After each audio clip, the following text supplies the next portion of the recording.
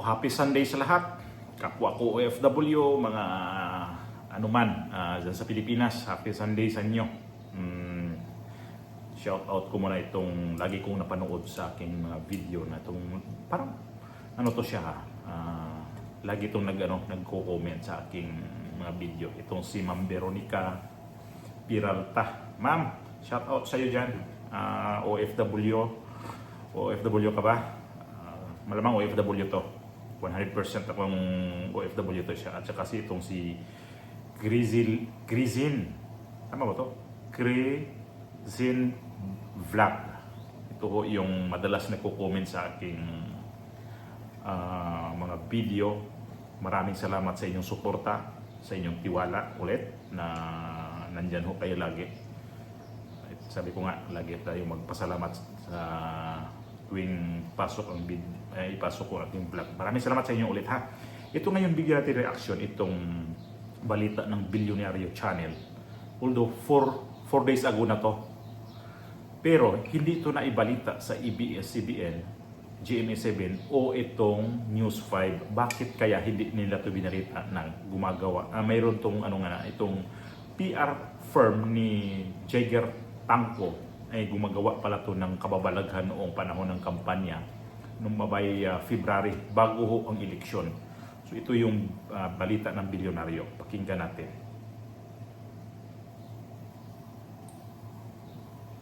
Ng ChatGPT ng PR firm ng anak ni ultra-bilyonaryo Yossi Tangko. Ang goal, siraan daw si VP Sara ng eleksyon. Yan ang agenda report ng ating Mojo, Joan Manalo. Na ng OpenAI ang Philippine ChatGPT accounts na napapabalitang ginagamit ang platform para mag-generate ng social media comments na pumupuri kay President Bongbong Marcos at tumutuligsa naman kay Vice President Sara Duterte.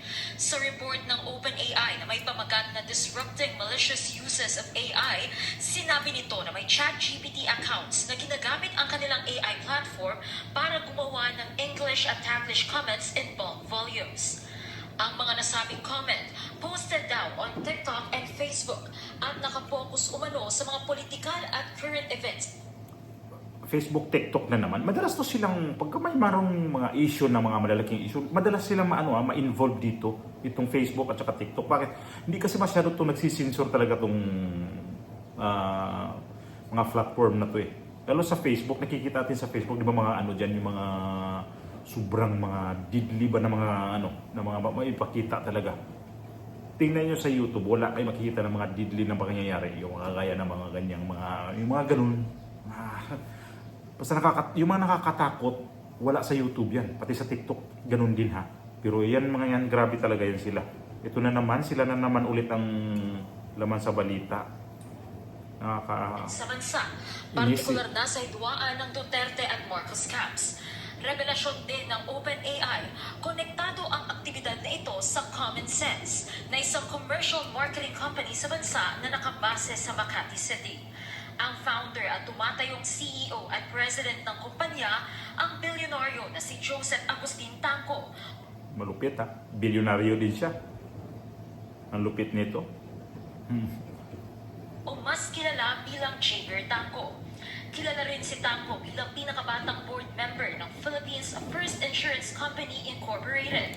Naupo siya noong 2016. Siya rin ang president at CEO ng Maestro Holdings, Philippine Life Financial Assurance Corporation at PhilCare. Kasalukuyan din siyang kasapi ng Board of Directors ng STI Education System Holdings bilang Vice President for Investor Relations. So, ibig sabihin, isa to sa may-ari ng STI. Hindi ka naman ilagay ng malaking posisyon dyan sa mga malalaking kumpanya kung hindi ka rin isa sa may-ari. Kung makatawag yan sa aksyonista. Ganyan yan. Hindi ka pwedeng kasali dyan sa mga ganyan kung hindi ka rin naglagay ng puhunan. Ilagay ka dyan sa mga malalaking kumpanya, may puhunan ka rin. So, itong STI pala, isa sa may-ari. Ulat ng OpenAI, ginamit umano ng theater actor o ang mga nasa likod ng comments ang... Ito na ngayon, ang problema itong AI talaga. Kasi ang AI, ito yung... Ang daming natakot nito sa AI. Mayroon namang maganda rin ang layunin sa AI. Kaya lang, ang dami nitong pwedeng magbago kagaya ng mga nasabi na nga na kahit hindi ikaw nagsasalita, pag ano ka sa AI, parang ikaw na rin. Mga fake, i-fake yung ano mo, yung sarili sa ibang mga sarili mo. Halimbawa, Trump, ito si Bongbong Marcos, pwede lang gawing AI yan. Na si Bongbong Marcos, napakabait niya. Yun pala, isang dasho. Ganon yun. Si Trump, ang dami ng ganyan na lumalabas sa AI. Yan talaga nakakatakot ha. ChatGPT para i-analyze ang social media post tungkol sa political events sa bansa, lalo na tungkol kay PBBM. Ginamit din nila ito para mag-suggest ng appropriate themes bilang reply sa mga nasabing post. Sunod naman nilang ginamit ang AI platform para mag-generate ng maiikling comment na kadalasang may 10 words na haba na naaayon sa proposed themes. ChatGPT din ang naging instrumento para makapag-generate ang theater actor ng PR pitches at statistical analysis na naging daan para mabuo ang 5 TikTok channel na pinopromote daw ang Pangulong Marcos. Nako. Tinawag ng OpenAI ang operasyon. Ito siguro yung panahon na yung sa si Bongbong Marcos na yung mga kandidato sa alyansa ay hindi talaga pinapansin sa mga tao, galit ang mga tao nung baka ito na yung kasagsagan talaga na February nagsimula, di ba? So pumasok tong mag-eleksyon na ito na yun yung mga pakana talaga. Mamaya mayroon na tayo idugtong nito. Tapos bakit hindi ito nabalita ng ABS-CBN at saka GMA7 nga at saka News 5? News 5 at saka Bilyonaryo, isa lang may-ari niyan eh. Itong si Manny ito si Manny Pangilinan. Yung may-ari nitong Bilyonaryo at saka News 5. TV5. Tapusin natin to. Na ito bilang Operation High Five. Nagsimula raw mag-post ang 5 TikTok account na ito nitong mid-February. Sa Facebook naman, ang mga comment na mula sa nasabing operasyon ay madalas nakikita sa mga post at report ng iba't ibang news outlet. Posted din daw ito sa mga kagagawa lamang na Facebook account at madalas ay wala pang online friends. Ilan sa mga komento, patama o parinig kay VP Sara. Nako. Dahil dito, mas umiiting pa raw ang tensyon sa pagitan ng dalawang kampo. Wala pang komento o reaksyon ang Common Sense tungkol sa report ng OpenAI na unang nilabas noong June 5. Para sa agenda, June Mantakin nyo. Ang target talaga si VP Sara. Ang target talaga mga Duterte. At ito bakit itong administrasyon ni Bongbong Marcos hindi ito pinansin tong balita na to sa bilyonaryo. At bakit ang bilyonaryo lang ho dito ang nagbalita tungkol ho dito sa mga ganitong AI na gumagawa ng pag-a-attack ni dating Pangulong Duterte at iso kanina kay VP Sara. Bakit pagkapabor sa kanila ang Malacanang hindi nagsasalita?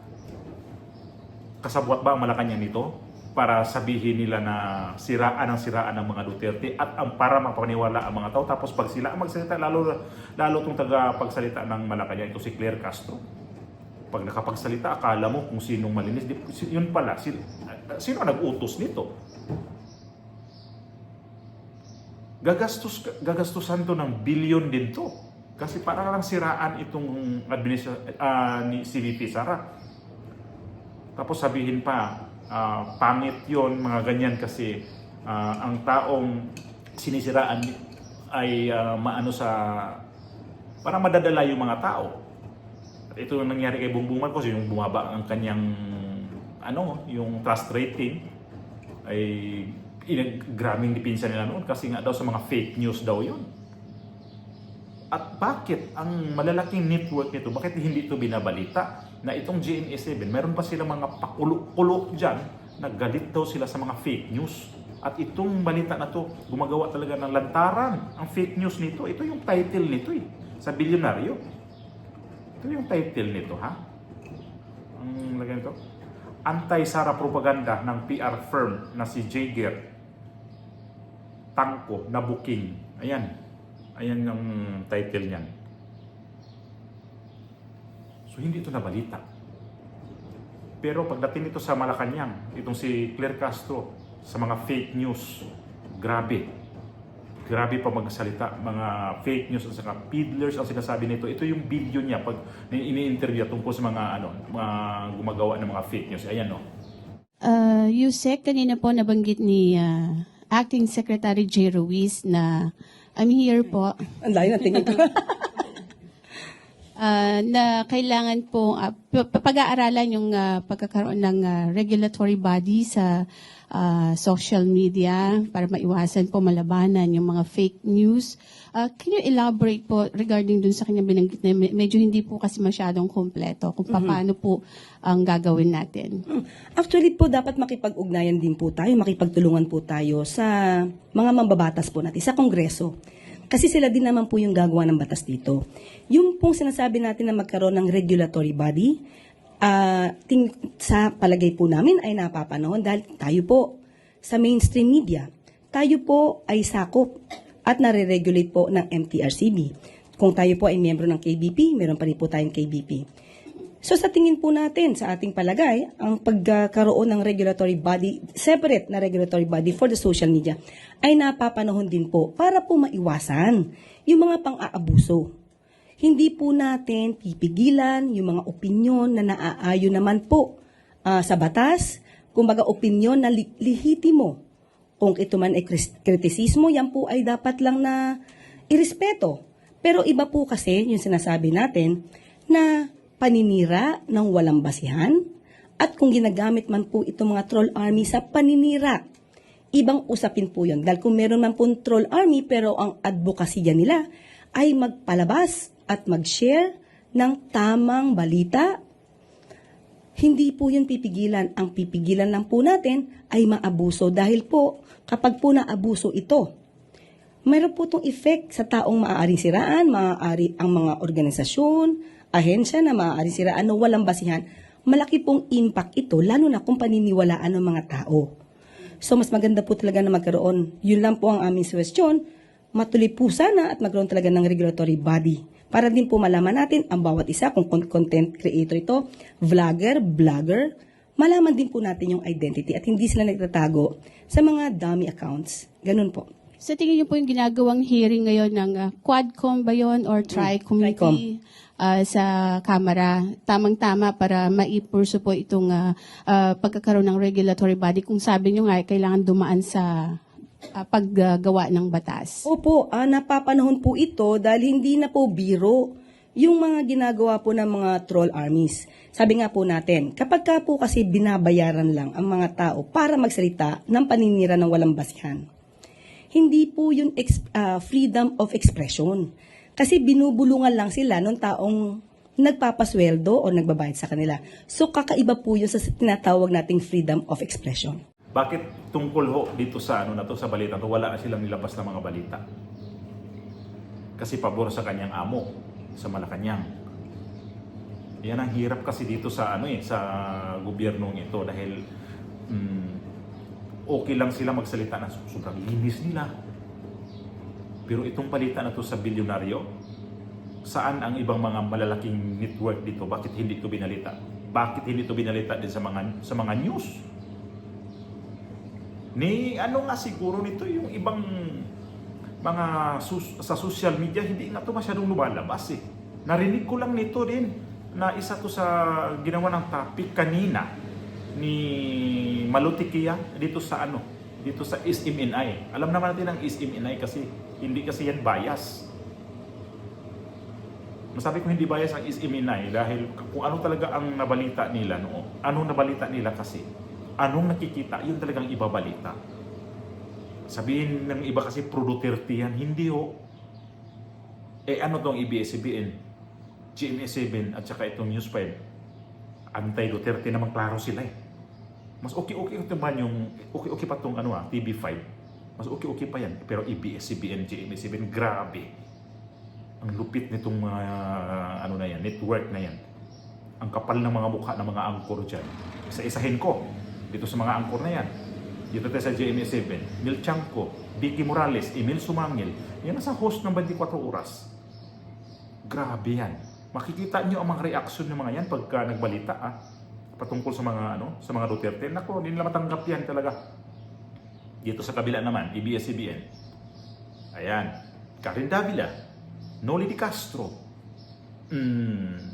Bernadette Simbrano, ayang sa lalo na yung si matandang si Doris Bigornia, yung nasa DZMM sa radyo, at saka itong si Alvin El Chico. Ay naku, sira talaga araw ko yung pagkikita ko yung mga pagmumukha ng mga yan. Grabe ka mga bias yan. Mayroon pang isa dyan na siya, Johnson ba yun? Ganon din. Grabe, ang ABS-CBN, uniform yan lahat. Grabe, ayaw talaga nila yan. Kasi sila nga naman, tinamaan nung magsara ang kanilang prangkisa. Wala na. So ito yung, balikan natin yung tema na to sa bilyonaryo. Bakit nga hindi ito binalita? Bilyonaryo lang nagkaisa-isa nagbalita nito. Si Clear Castro pag nagsalita, maghaharap dyan sa mga kanyang mga nasa mga media, ay akala mo ang linis mo, Clear, hindi kang clear ka dyan, ang labo, Clear. Hindi ka sa kanya mabuburing kasi grabe talaga grabe, unang-una siyang sinungaling eh. Unang-una siyang sinungaling itong Malacanang. Lalo tong amo nila, yung Singyong eh. Nako, laban o bawi yan ha. Tandaan niyo yan. Magsalita ngayon, maya-maya wala na yan. Bukas, iba na. Iba na yung pag-uusapan yan. Ay, hindi ko sinabi yun. Hindi na, mali lang yung pagkaano nyo. Mali lang yung intindi nyo sa mga sinasabi ko. Ganun yan. Tapos, ito yung balita ng bilyonaryo. Dapat ito, imbestigahan talaga to. Yung Tricom, nag-imbestiga doon sila sa may sa may mga vlogger, pero ito hindi nila kaya imbestigahan to. Ang lupit nitong Tricom, no? Sa mga maliliit na mga katulad natin, ang bilis mag-imbestiga, papahiyain pa. Andyan si Abante, andyan si Barbers, andyan si Adyong, andyan si Paduano, Luestro. Ay na. Ang lupit nitong kakapal na mga mukha talaga nitong nasa sa House of Representatives. Kayo ayun pa si Dan Fernandez. Gumawa pa kayo ng grupo diyan na yun ang gusto niyong grupo na Tricom para sa mga fake news. Ito lantaran to ha. Fake news na ang ginagawa nito. AI ang ginagamit. Kinokontrol nila ang Facebook at saka itong TikTok. Gumawa ng mga account. Tapos pagka sila ang nagbulat-lat yan sa mga taong sige, tanggalin natin. Natin yan. Patawag natin yan sa Kongreso. Ba't din yung ipatawag? Patawag natin sa Kongreso yung mga gumagawa ng mga fake account. Yung mga mukha na nga lang ni Lisa Marcos noon, naalala niyo yun? Na ginagawang kaiba-iba ba? Ini-edit. Fake news daw yun, sabi ni Clear Castro. Yan, natawa ko noon. Paano fake news? Hindi naman to news. Mukha lang yun, ini-edit eh. Yung uupo sa lamisa ba, yung nandun siya sa Amerika noon, na naging issue yun na na-hold doon sa Amerika, na sinabi na dito nasa Pilipinas na. Pero yung mga picture nun, edited. Hindi ginawa sa mga tao, nag-edit pa lalo. Nakatawa-tawa. Galit na galit si Castro noon, si Clear Castro. Bakit clear to siya? Hindi naman siya clear magsalita. Ayan na ho, na nangyari natin sa atin ngayon. Palupitan ng kasinungalingan. Hayop talaga itong presidente natin ngayon. Bullshit.